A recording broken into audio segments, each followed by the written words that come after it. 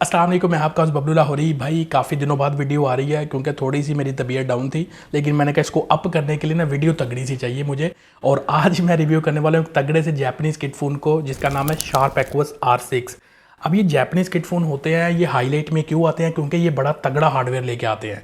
अब ये 60,000 रुपये की कैटेगरी में आ रहा है, जहाँ पे बॉक्स पैक फ़ोन में तो आपको मतलब G99 से तो ऊपर मिल ही कुछ नहीं रहा। तो यहाँ पे स्नैपड्रैगन 888 है जो एक सॉलिड परफॉर्मेंस के साथ सॉलिड 60 FPS की गेमिंग भी देता है और साथ में 1 इंच कैमरा सेंसर है। इसकी परफॉर्मेंस कैसी है वो भी आगे बताता हूँ। ओलेड डिस्प्ले है एज वाला, ऊपर से 12 GB रैम है इसके अंदर। तो ओवरऑल इतने पैसों में इस फ़ोन के प्रोज एंड कॉन्स क्या है और क्या ये फ़ोन वर्थ इट है इतने पैसों में, आज की इस वीडियो में ना मैं सब क्लियर करने वाला हूँ आपको। वीडियो अच्छी लगे तो हमेशा की तरह लाइक भी कर देना, शेयर भी कर देना, और अगर चैनल पर नए हो, फर्स्ट टाइम मुझे देख रहे हो तो सब्सक्राइब करके बेल आइकन दबा लेना। फ्यूचर वीडियोस के नोटिफिकेशन आपको मिलते रहेंगे। देखो, डिज़ाइन और बिल्ड से स्टार्ट करते हैं। स्पून की जो लुक एंड फील है ना वो काफ़ी प्रीमियम है। ग्लास मेटल की बिल्ड क्वालिटी है स्पून की। फ्रंट पे इसका जो कर्व डिस्प्ले है, पंच होल वाला, बेजल एक्सपीरियंस भी अच्छा है उसका, और फ़ोन पकड़ के फील होता है कि आपने ना एक सॉलिड फ़ोन पकड़ा हुआ है। आल्दो फ़ोन की जो प्रोफाइल है वो थोड़ी सी थिक ज़रूर है, 9.5 mm की थिकनेस है इसकी, और वेट भी थोड़ा ज़्यादा लगेगा, 207 ग्राम के आसपास। थोड़ा सा भारी फ़ोन ज़रूर है, but again in and feel solid है इस फ़ोन की। और ग्लास बैग की वजह से यूज़ करते हैं ना विदाउट केस, तो स्लिपरी सा फील होता है हाथों से। उसके अलावा ऑडियो जैक भी दिया हुआ 3.5 mm वाला नीचे वाली साइड पे। और मज़े की बात है, फ्रंट साइड पे जो इन डिस्प्ले फिंगरप्रिंट सेंसर है ना, उसकी वैसे एक्यूरेसी तो बहुत अच्छी है, स्पीड भी ठीक है, बट उसकी प्लेसमेंट थोड़ा सेकंड फ्लोर पे रखी है, तो अंगूठे को थोड़ा सा ना ऊपर लेके जाना पड़ता है लिफ्ट के जरिए, लेकिन सही है। और जो हैप्टिक फीडबैक है इसका, जो एक्सपीरियंस होता है ना टाइपिंग वाला, तो ओबियसली एक फ्लैगशिप लेवल का फ़ोन है, तो जो एक्सपीरियंस है टाइपिंग का वो एक प्रीमियम वाला ही है। डिस्प्ले जो है स्पून का, यहाँ पे मेरी बात थोड़ी ध्यान से सुनना क्योंकि मैंने प्लस और नेगेटिव्स दोनों बताने हैं आपको। 6.6 इंच का ये ओलेड पैनल है। शार्प की अपनी कोई एक्सो टेक्नोलॉजी है डिस्प्ले में, वो यूज़ करते हैं। एज डिस्प्ले है, बिंदी वाला पंच होल भी है, बेजल एक्सपीरियंस भी ठीक है। मतलब जो लेटेस्ट स्टैंडर्ड इस टाइम पे चल रहा है ना डिज़ाइन का, उसको फॉलो कर रहा है। 240 हर्ट्ज का रिफ्रेश रेट बताया जाता है इस फोन में, लेकिन एक्चुअल में 240 हर्ट्ज टच सैम्पलिंग रेट है। 120 हर्ट्ज का हायर रिफ्रेश रेट ये फ़ोन लेके आता है। यूज़ करने पे काफ़ी स्नैपी फील होता है, इसका जो टच है वो काफ़ी स्मूथ है। आउटडोर में मैंने तेज़ रोशनी में भी इस फोन को यूज़ करके देखा है, जो इसकी डिस्प्ले विजिबिलिटी है वो बेहतरीन रहती है, वहाँ पे कोई भी इशू नहीं है। फुल HD प्लस के रेजोल्यूशन में, डिस्प्ले की शार्पनेस वगैरह ठीक है। डिस्प्ले की जो कलर प्रोफाइल्स हैं उनको आप सेटिंग में से जाके एडजस्ट कर सकते हो। 2-3 कलर प्रोफाइल्स हैं। मुझे जो है स्टैंडर्ड वाला जो कलर्स है ना, सेकंड वाली जो प्रोफाइल है, वहाँ पे मुझे कुछ कलर बैलेंस बेहतर मिल रहा था। डिस्प्ले जो है इसका HDR10 को भी सपोर्ट करता है, डॉल्बी विजन को भी सपोर्ट करता है। तो मीडिया कंज्यूम करने के लिए डिस्प्ले का विजुअल एक्सपीरियंस है वो ओवरऑल मुझे काफ़ी बेटर लगा है। नेटफ्लिक्स की ऐप भी HDR10 और डॉल्बी विजन का भी सपोर्ट दिखाती है, मतलब वहाँ पे भी आप ये जो कंटेंट है वो देख सकते हो। लेकिन अगर आप आते हो ना थोड़ा सा लो ब्राइटनेस के ऊपर, तो मैंने लो ब्राइटनेस पे थोड़ी सी स्क्रीन फ्लिकरिंग नोटिस की है। हो सकता है ये मेरे यूनिट में हो। जो एक्वस R6 अगर कोई बंदा यूज़ कर रहा है, जो एक्सपीरियंस है वो नीचे कमेंट्स में आप बता सकते हो मुझे। अगर आप डार्क रूम में बैठे हुए कंटेंट देख रहे हो, ब्राइटनेस बिल्कुल लो करनी पड़ती है, तो वहाँ पे ब्लैक कलर को थोड़ा सा क्रश कर जाता है। तो ये चीज़ें हैं थोड़ी सी। स्पीकर इस फोन में आपको स्टीरियो मिलते हैं। मेन स्पीकर नीचे वाली साइड पे है, दूसरा ऊपर वाली साइड पे है, लेकिन ओवरऑल जो साउंड एक्सपीरियंस है वो बेटर लगा मुझे। एक और छोटा सा इशू मैंने यहाँ पे देखा डिस्प्ले में, जो इसका ऑलवेज ऑन डिस्प्ले है ना, सेटिंग में से लॉक स्क्रीन आप यूज़ कर सकते हो, जिसमें टाइम की, डेट की, बैटरी परसेंटेज की इन्फॉर्मेशन है। इसके अलावा कोई कस्टमाइजेशन नहीं है। आप उसको परमानेंट यूज़ कर सकते हो, कुछ घंटों के बाद वो बंद होता है। 10 सेकंड वाला नहीं है, 10 सेकंड से ऊपर वाला ही है। लेकिन वो मैं यूज़ कर रहा था इसको, जैसे ही मैं स्क्रीन को कुछ टाइम के बाद अनलॉक करता था ना, वो जो टाइम था ना लॉक स्क्रीन वाला, वो मुझे लगता था कि डिस्प्ले के ऊपर छप रहा है, जो स्क्रीन बर्निंग का इशू मुझे फील हो रहा था, तो मैंने तो उसको ऑफ कर दिया। सबसे जो मेन प्रॉब्लम है ना एक्वस R6 का, इसका मार्केट में जितना भी स्टॉक आया हुआ है वो मोस्टली मैंने देखा है या तो डॉटेड डिस्प्लेज हैं, जो वाइट डॉट्स होते हैं डिस्प्ले पे, या कोई शेडी डिस्प्लेज हैं। क्लियर डिस्प्ले वाला बहुत कम आपको मिलेगा। और जब आप 60-65 हज़ार रुपया किसी फ़ोन पे लगा रहे हो, तो मैं ये कभी भी आपको रिकमेंड नहीं करूँगा कि आप एक डिफेक्टिव डिस्प्ले वाला फ़ोन लो, क्योंकि बाद में पार्ट्स अवेलेबिलिटी भी इन किट फ़ोन का एक बहुत इशू है। कुछ ऐसे पॉपुलर किट फोन्स हैं जिनके जो पार्ट्स हैं वो मिल जाते हैं, बट इस एक्वस R6 के केस के अंदर आपको बाद में पार्ट्स नहीं मिलने। तो ये चीज़ अपने माइंड में रखना। अगर क्लियर डिस्प्ले वाला मिले, वीडियो को पूरा देखते हो आप, अगर रिकमेंड होता है फ़ोन तो उसी को देखना। डॉटेड या शेडेड मैं रिकमेंड नहीं करता। आप देखो जो परफॉर्मेंस है उसमें ये फ़ोन बहुत तगड़ा है, और यही वो वजह है कि मोस्टली जो 60,000 रुपये की कैटेगरी का यूज़र है, वो डब्बा पैक में उनको अच्छा हार्डवेयर नहीं मिलता, वो इन किट फोन्स की तरफ आते हैं, क्योंकि इसमें स्नैपड्रैगन 888 लगा हुआ है। अब ये बड़ा तगड़ा हार्डवेयर है, 8.5 लाख के एंतुतु स्कोर को भी हिट कर रहा है, और डे टू डे यूज़ में बहुत ज़्यादा स्नैपी है, कहीं पे भी अटकता नहीं है फ़ोन, एकदम मक्खन स्मूथ किस्म की एनिमेशंस भी आपको मिलेंगी। उसके अलावा जो रैम है इसकी 12 GB LPDDR5 रैम है, मल्टीटास्किंग रैम मैनेजमेंट एकदम बढ़िया है उसकी। उसके अलावा स्टोरेज UFS 3.1 वाली स्टोरेज है 128 GB की, तो उसकी स्पीड वगैरह भी ठीक है।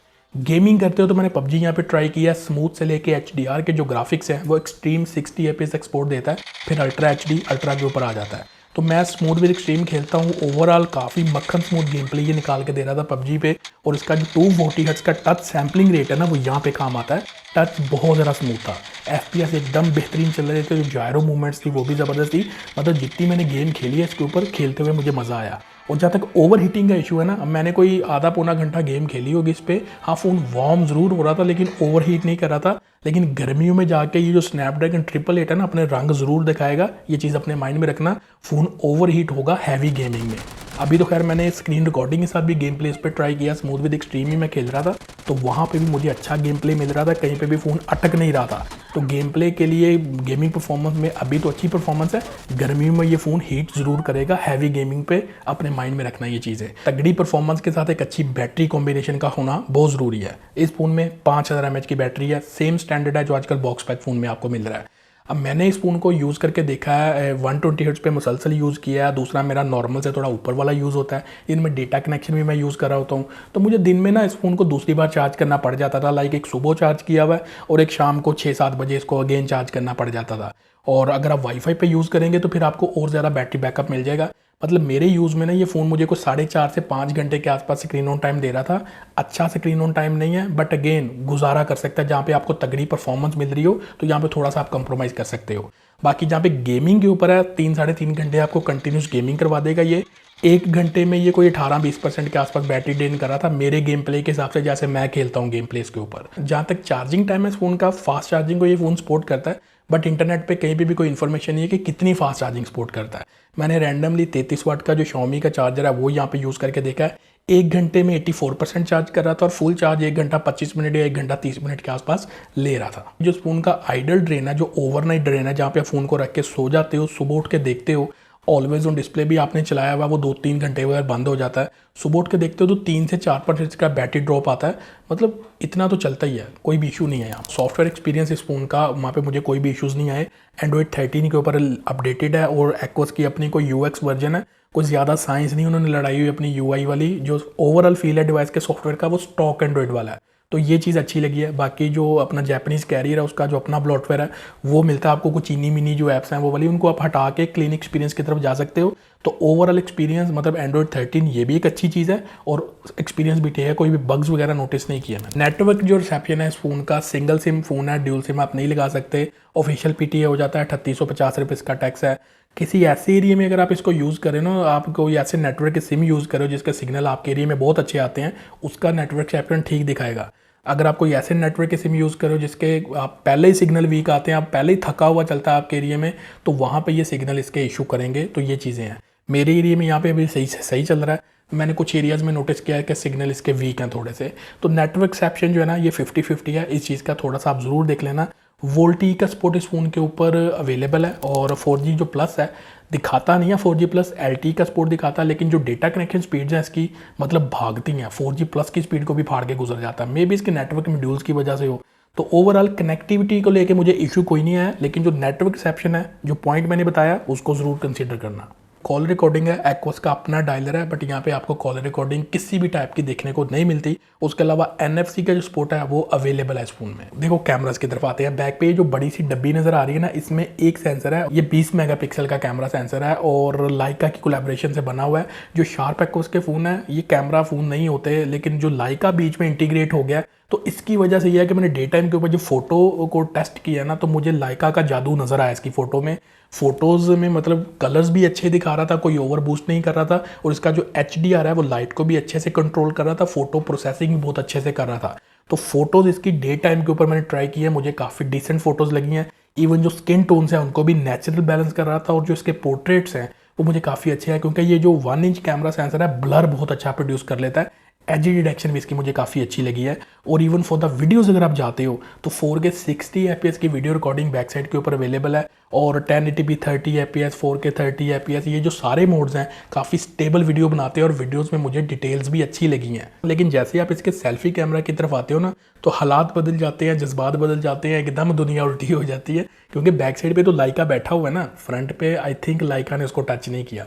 फ्रंट की जो फोटोज़ हैं वो मुझे अच्छी नहीं लगी। डे टाइम के ऊपर अच्छी लाइटिंग कंडीशन में भी जो फोटोज़ हैं वो सॉफ्ट आ रही थी, थोड़ी सी ओवर शार्प आ रही थी, डिटेल नहीं मिल रही थी उनमें। तो फोटोज़ फ्रंट पे जो सेल्फीज़ हैं वो मुझे अच्छी नहीं लगी। 13 मेगापिक्सल का पैदा भाई सेल्फी शूटर है। वीडियोस ठीक बना लेता है फ्रंट साइड से, मतलब स्टेबल वीडियो होने की वजह से डिटेल्स उसमें ठीक रहती हैं। तो इन शॉर्ट ये है कि ये प्रॉपर कोई कैमरा फ़ोन नहीं है, क्योंकि लाइका कोलैबोरेशन में बना हुआ है। तो बैक इसका कैमरा फ़ोटोज़ भी डिसेंट ले लेता है, इवन वीडियोज़ भी डिसेंट ले लेता है, और फ्रंट से जो वीडियोज़ है वो डिसेंट आती हैं, लेकिन फ्रंट सेल्फी ओवरऑल मुझे अच्छी नहीं लगी। तो देखो कुछ फाइनल कंक्लूजन पे आता हूँ। हर चीज़ मैंने आपको एक्सप्लेन कर दिया शार्प एक्वस R6 की। अगर आपने वीडियो विदाउट स्किप किए पूरी देखी है ना, तो फिर आपको ये कंक्लूजन भी समझ में आ जाएगा। गेमिंग के लिए परफॉर्मेंस बहुत ज़बरदस्त है, कंटेंट देखना उसके लिए भी चीज़ें बहुत अच्छी हैं। जहाँ पे कुछ चीज़ें मैंने नेगेटिव हाईलाइट्स की हैं इसके डिस्प्ले वाले सेक्शन में, वो भी आपको मतलब अपने माइंड में रखना। तो ये है कि फ़ोटोज़ भी ठीक हैं, वीडियोज़ भी ठीक हैं। 60,000 रुपये की रेंज में अगर ये फ़ोन आपको क्लियर डिस्प्ले वाला मिलता है ना, तो आई थिंक आप इस फ़ोन की तरफ जा सकते हो। लेकिन अगर आपका बजट थोड़ा कम है, आपको स्टिल एक सॉलिड 60 fps गेमिंग करनी है कोई 50 की कैटेगरी में, तो फिर LG जो V60 है वो ज़्यादा बेटर ऑप्शन है, क्योंकि उसके पार्ट्स अब मार्केट में आपको मिल जाते हैं। तो वो बेटर ऑप्शन है। अगर आप फुल फ्लैज कोई कैमरा टाइप की ऑप्शन चाहते हो, तो फिर आपको 50-55 की कैटेगरी में जो गूगल पिक्सल 4a 5G है, आप उसकी तरफ देख सकते हो। और या फिर सोनी के Xperia 5 Mark II या 5 Mark III, वो भी फ़ोन मतलब आ रहे हैं इस कैटेगरी में। अगर इस फ़ोन की तरफ जाना है तो क्लियर डिस्प्ले वाला बाय करना, रोले वाला फ़ोन ये मत बाय करना। आई होप कि चीज़ें आपको क्लियर होगी होंगी। वीडियो अच्छी लगी हो तो लाइक शेयर सब्सक्राइब करके जाना। मैं मिलता हूँ अगली वीडियो में। Thanks for watching. अल्लाह हाफिज़।